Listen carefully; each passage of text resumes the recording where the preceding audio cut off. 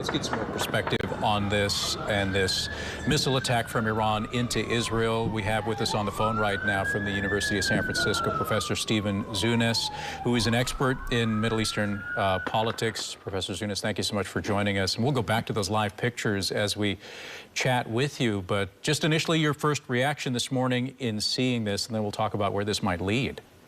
Obviously, this is a major escalation. It's pretty scary, especially for those in Israel right now. Iran had been warning of just this sort of thing if Israel continued to bomb military and civilian targets in Lebanon and targeting their close ally Hezbollah, there would be some kind of retaliation. And tragically, we are seeing this unfold right now. We saw this back in April, and the United States professor was talking about doing whatever it can to protect Israel. Do you anticipate possible protests playing out here as the day moves on? Well, I mean, certainly there is more sympathy for Israel when they're being attacked with missiles by Iran than if they're, bombing civilians in Gaza.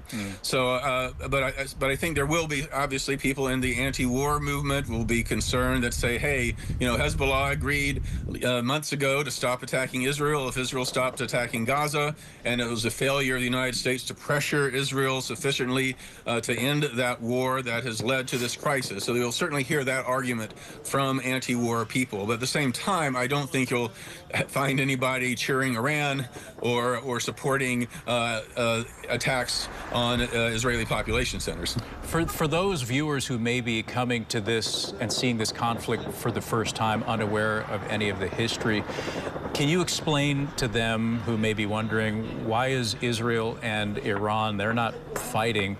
Can you explain the context of the proxies in that region that Israel has been in conflict with and how that's been ratcheting up tensions with Iran as of late? Oh, Israel and Iran are more than 600 miles from each other. There's no border dispute, no occupied territories that involve the two. But Iran has been playing an increasing role in the so-called axis of resistance, given that many of the Arab states have been, largely neutralized in terms of their relationships with Israel. Iran has been supporting various proxy militia, particularly in Iraq and Syria, but also they've had very, very close ties with Hezbollah for many decades. Less so with Hamas, but there's been some limited support to Hamas as well. And basically, Iran is doing this to increase their standing in the Middle East, where many Muslims and other people in that part of the world feel like their leaders have sold out the Palestinian people and are angered at their suffering. So Iran sees this in many ways as propaganda value, as a way of increasing their influence in the region by being on the vanguard of resistance against Israel's wars and occupation, which even the most moderate people in that part of the world are very concerned about. Well, I know Iran's relationship and standing with other nations in the Middle East has been contentious in the past. How does the greater Middle East, do you think, respond to this? Well, it's been notable that a lot of the Arab governments and the other governments around the world that have been increasingly critical of Israel's war on Gaza because of the horrific civilian casualties, have been somewhat less upset at what Israel's been doing in Hezbollah in Lebanon, because Hezbollah is considered more of a threat. Hezbollah does have these close ties to Iran, but it's in nobody's interest, obviously, to see a wider war.